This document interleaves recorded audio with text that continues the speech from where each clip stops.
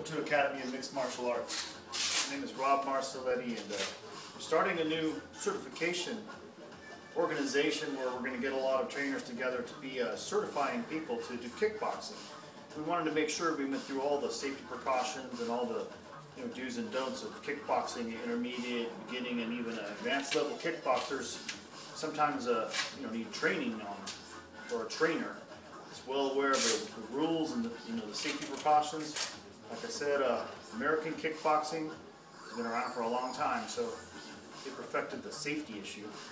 As far as Muay Thai is the formal sport of Thailand, and they have little kids, 9 and 10 and 12 years old doing Muay Thai relatively safely without hurting themselves, other than their shin bones and hands, of course, building up their resistance as you strike, as not in regular aerobic style classes where they're punching and striking, doing these like that in the air. There's no actual strike resistance that sends basically your whole kinetic chain into an anaerobic type state where your heart rate just, maxes out at whatever it would be if you're on your anaerobic threshold running. So you get to a certain point, like me for instance, 46 years old, I'll max out at about 180. So 180 beats per minute is when I'm tanked and maxed. And then what I do is I ride that out as long as I can for fatigue-wise, and then rest into round. And a round, it would be like round one, go in your corner. And for mixed martial arts, what it is learning to group your anaerobic burst energy into a 3 or 5 round type scenario where it's 5 minutes of anaerobic bursting, controlling the burst, but turning up the volume so you have a harder strikeability and more accuracy, more autonomic nervous system, less think, more feel. As you are mixed martial artists, you get, especially in defensive situations, you go into overdrive and you draw upon your just reaction, natural instinct to fight your way out of a corner, or throw a jab and get out of the power, or throw a kick the leg, slow them down, or an elbow kick combination. There's a multitude of things you do that you can train yourself to do like instinctively, without thinking. That's the whole premise of my intermediate and beginning MMA training, is to ingrain that repetitional over and over, perfecting the form so that it becomes instinct and a reaction rather than having to think about doing it. You just strike out.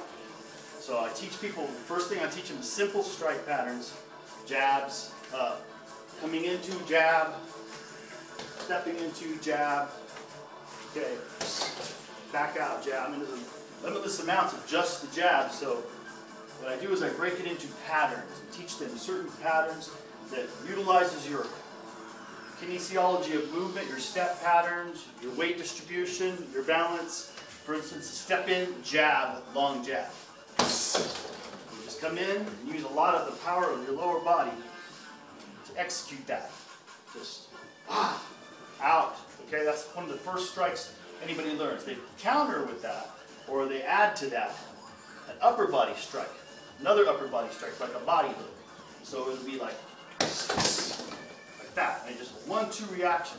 Hands in front, not necessarily guarding because they're in attack position. So it would be just a 1-2, quick, in, step in, just like that. Turning the body into the target. Teaching them the kinetic chain, the foot pattern, balance, focal points, distance, everything. So I usually have them step out. From here, step out. Your instep pattern, your power pattern, your lower center of gravity, come up, like that. I have my clients do this.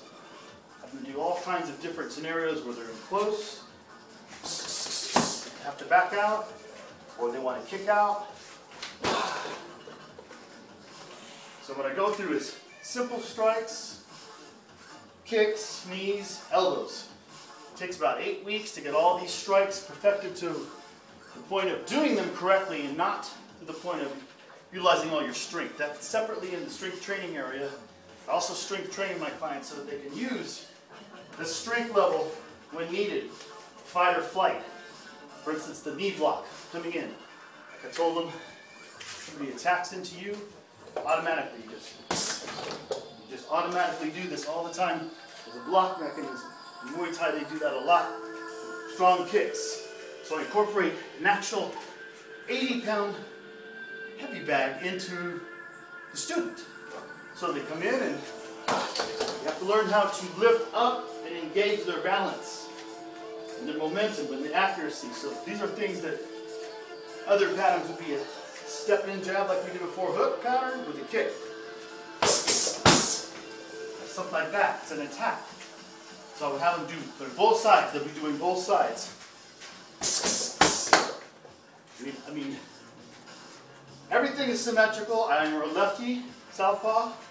And my trainer had taught me how to fight right because of an injury I had. So I had an injury where I could not execute that kick like that anymore because of a hip injury in the lower back. But I mean, I had perfected it, strength trained, integrated it in all my patterns, and right back where it should be. Okay, that's a mid-body kick on a shoot. We'll go to shoot in. Change your mind. Okay, so one of the patterns that I teach the very first day is a 1-2 body hook, elbow combo like this. They come in. Just 1, 2, 3.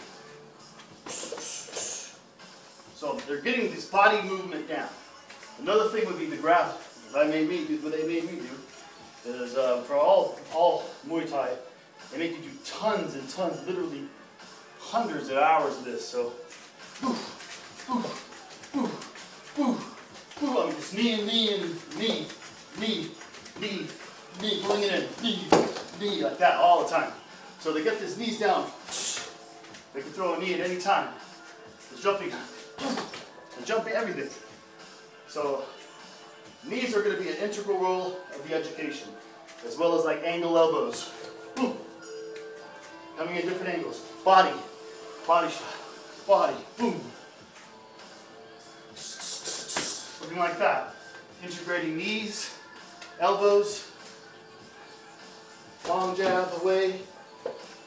A multitude of different trying to strike patterns we go through. I have them all written down here. We'll go over all this in the later chapters.